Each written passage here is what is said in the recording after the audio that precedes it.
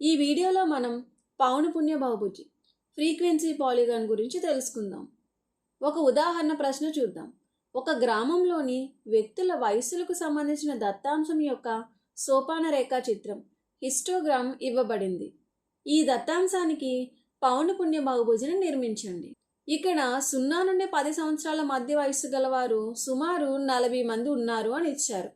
అలాగే 10 నుండి 20 సంవత్సరాల మధ్య గలవారు 60, 20 నుండి 30 సంవత్సరాల మధ్య వయసు గలవారు 20 మంది, 30 నుండి 40 సంవత్సరాల మధ్య వయసు గలవారు సుమారు 100 మంది, 40 నుండి 50 సంవత్సరాల మధ్య వయసు గలవారు సుమారు 60 మంది ఉన్నారు అని ఇచ్చారు. ఇది మనకి ఈ సోపాన రేఖా చిత్రాన్ని చూస్తే తెలుస్తుంది. ఇప్పుడు ఇదే దత్తాంశాన్ని కొంచెం భిన్నమైన దృశ్య రూపంలో కూడా చూపించవచ్చు. అది ఎలా అనేది చూద్దాం. ఇప్పుడు నా దగ్గర ఇదే సోపాన రేఖా చిత్రం ఉంది అనుకుందాం. ఇప్పుడు నేనేం చేయబోతున్నానంటే ఈ దీర్ఘచతురస్రం యొక్క మధ్య బిందువులు ఈ విధంగా తీసుకొని వీటిని ఒకదానితో ఒకటి ఈ విధంగా కలుపుతాను. ఇప్పుడు దీర్ఘచతురస్రాకారంలో ఉన్న భాగాలను తొలగిద్దాం. ఇక్కడ చూడండి, మనకి ఇది బహుభుజి ఆకారంలో ఉంది. ఇదేంటి, మనకి బహుభుజి. మనం మధ్య బిందువులను కలుపుతూ గీసిన రేఖాఖండాలు కూడా ఒక సంవృత ఆకారం అంటే క్లోజ్డ్ కర్వ్నే ఏర్పరిచాయి. ఈ కింద ఎక్స్ అక్షాన్ని కూడా తీసుకుంటే మనకి చూడండి, ఇది మనకి ఎలా ఉంది, సంవృత ఆకారం. అంటే ఇది కూడా ఒక బహుభుజి. ఇప్పుడు పౌనపున్యం అంటే ఏంటో చూద్దాం.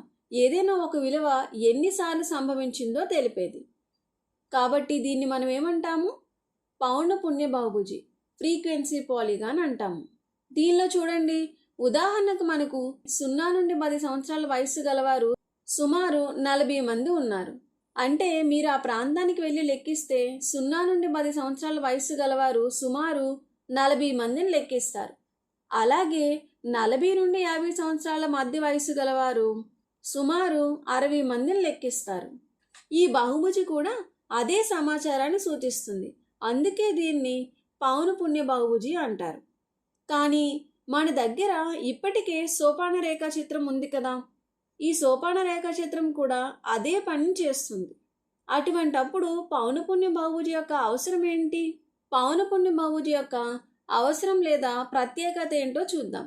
ఉదాహరణకు ఇక్కడ నా దగ్గర 2 వేర్వేరు ప్రాంతాలకు చెందిన దత్తాంశం ఉంది. ఇది ఒక ప్రాంతానికి చెందినది మరియు ఇది మరొక ప్రాంతానికి చెందిన దత్తాంశం.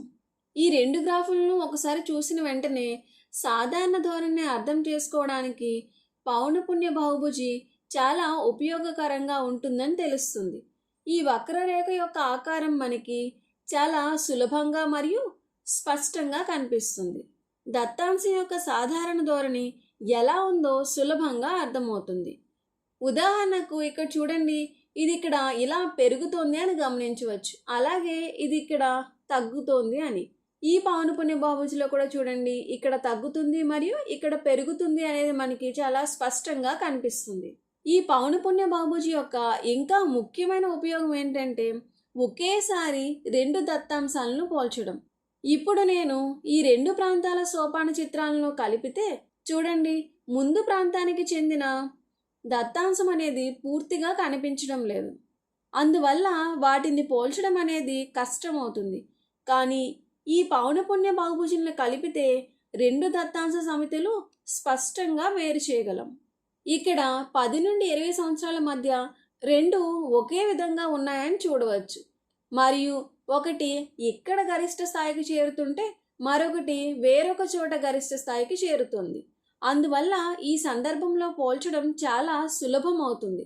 ఇదే పౌనపున్య బహుభుజి యొక్క ముఖ్యమైన ఉపయోగం. ఇప్పుడు సోపాన రేఖా చిత్రం మరియు పౌనపున్య బహుభుజి మధ్య మరో ముఖ్యమైన తేడాను చూద్దాం. సోపాన రేఖా చిత్రంలో ఒక దత్తాంశ సమితిని సూచించడానికి మనకి ఒక దీర్ఘచతురస్రాన్ని గీయాలి. ఉదాహరణకు 10 నుండి 20 సంవత్సరాల మధ్య వయసు గలవారు 60 మంది ఉన్నారని చూపించాలి అంటే 60 వరకు ఒక రేఖ గీసి ఈ విధంగా దీర్ఘచతురస్రాన్ని గీయాలి. కానీ పౌనపున్య బహుభుజిలో అది ఒక బిందువుగా మాత్రమే సూచించబడుతుంది.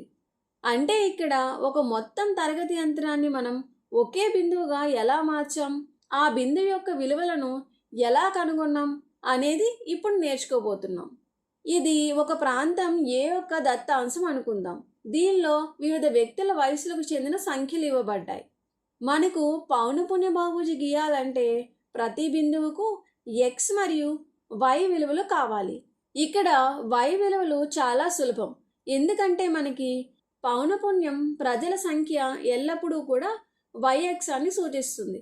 అందువల్ల ఇవే మనకి y విలువలు అవుతాయి. ఇప్పుడు x విలువలు కనుగొనాలి. ఇక్కడ మనకి ఏమున్నాయి? తరగతి అంతరాలు ఉన్నాయి. కాబట్టి దీని నుండి ఒక నిర్దిష్ట విలువను కనుగొనాలంటే మనము ఏం తీసుకోవాలి? తరగతి మార్క్ లేదా తరగతి మధ్య విలువను తీసుకోవాలి, క్లాస్ మార్క్. ఇప్పుడు ఈ తరగతి మార్కును ఎలా కనుగొనాలి? తరగతి మార్క్ ఈజ్ ఈక్వల్స్ టు దిగువ సరిహద్దు ప్లస్ ఎగువ సరిహద్దు ఈజ్ డివైడెడ్ బై 2. సులభంగా చెప్పాలంటే ఏదైనా ఒక తరగతి యంత్రాన్ని తీసుకొని ఆ 2 విలువలను కలిపి దాన్ని మనం 2తో భాగించాలి. ఇప్పుడు తరగతి మార్క్ అంటే x విలువలను కనుగొందాం. మొదటి తరగతి యంత్రం తీసుకుంటే తరగతి మార్కు ఏమవుతుంది? 0 ప్లస్ 10 అంటే 10 ఈజ్ డివైడెడ్ బై 2 అంటే 5. అందువల్ల మొదటి తరగతి మార్కు ఏమొచ్చింది? 5.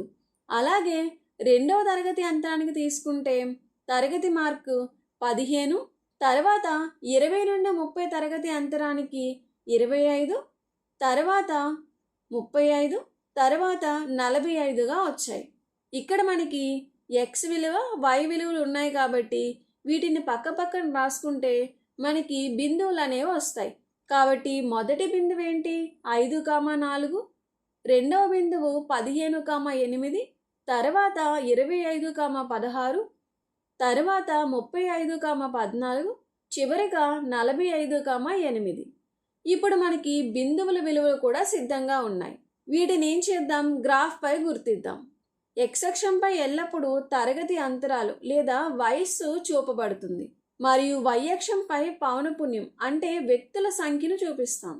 వీటిని ఖండించే బిందువు మనకి మూల బిందువు. ఇప్పుడు x అక్షంపై సూచికను వయస్సులు 5, 10, 15, 20 ఈ విధంగా తీసుకుందాం మరియు y అక్షంపై సరి సంఖ్యలు తీసుకుందాం, ఎందుకంటే పౌనపున్యాలు కూడా సరి సంఖ్యలుగానే ఉన్నాయి. ఇప్పుడు బిందువులు గుర్తిద్దాం. మొదటి బిందువు ఏముంది? 5,4 అంటే x అక్షంపై 5, y అక్షంపై 4 తీసుకుంటే మనకి ఆ బిందువు ఇక్కడ వస్తుంది. అలాగే తర్వాత బిందువు 15,8 అంటే x అక్షంపై 15, y అక్షంపై 8 అంటే ఇక్కడ వస్తుంది. ఇదే విధంగా మిగిలిన బిందువులను కూడా గుర్తిస్తే మూడో బిందువు 25,16, నాలుగో బిందువు 35,14, ఐదో బిందువు 45,8 అంటే ఇక్కడ ఈ విధంగా వచ్చాయి. ఇప్పుడు ఈ బిందువులను ఒకదానితో ఒకటి ఈ విధంగా కలుపుదాం.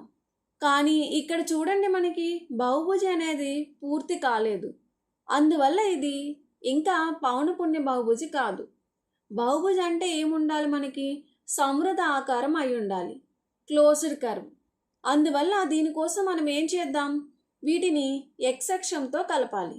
ఈ విధంగా x అక్షంతో కలపాలి అంటే మొదటి తరగతి యంత్రానికి ముందు ఒక అదనపు తరగతి అంతరం, చివరి తరగతి యంత్రానికి తర్వాత ఇంకొక అదనపు తరగతి అంతరం తీసుకోవాలి. ఇక్కడ చూసినట్లయితే x అక్షం అనేది 0తో ప్రారంభమైంది, అలాగే 50 అనేది చివరి విలువ. కానీ x అక్షంతో కలపడానికి ఇంకొక ముందు అంతరం మరియు తర్వాత అంతరం అవసరం.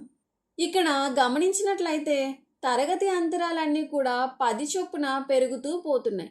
అంటే 0 నుండి 10కి తరగతి పొడవు ఎంతుంది? 10 - 0 అంటే 10. అలాగే ఇక్కడ కూడా ఎంత పెరిగింది మనకి? 10 నుండి 20కి 20 - 10 అంటే 10. ఈ విధంగా ఇవన్నీ కూడా 10, 10 చొప్పున పెరుగుతూ ఉన్నాయి. మీరేం ఆలోచించవచ్చు? ఈ 10కి ఏ సంఖ్య కలిపితే 0 వస్తుంది అని. ఏ సంఖ్య అది? -10. అలాగే 50కి తర్వాత 10 కలిపితే ఏమవుతుంది? 60. ఇప్పుడు వాటి మధ్య బిందువులను తీసుకుందాం. -5, అలాగే 50కి 60కి మధ్యలో మధ్య బిందువు అంటే 55. ఇప్పుడు ఈ బిందువుల గుండా కూడా x అక్షం పైకి ఈ రేఖలను కలుపుదాం. ఈ విధంగా పౌనపున్య బహుభుజి అనేది పూర్తయింది. మనం ఏం నేర్చుకున్నాం? సోపాన రేఖా చిత్రం నుండి పౌనపున్య బహుభుజిని నిర్మించడం. ముందుగా ప్రతి తరగతి అంతరానికి తరగతి మధ్య విలువ క్లాస్ మార్కును కనుగొనాలి.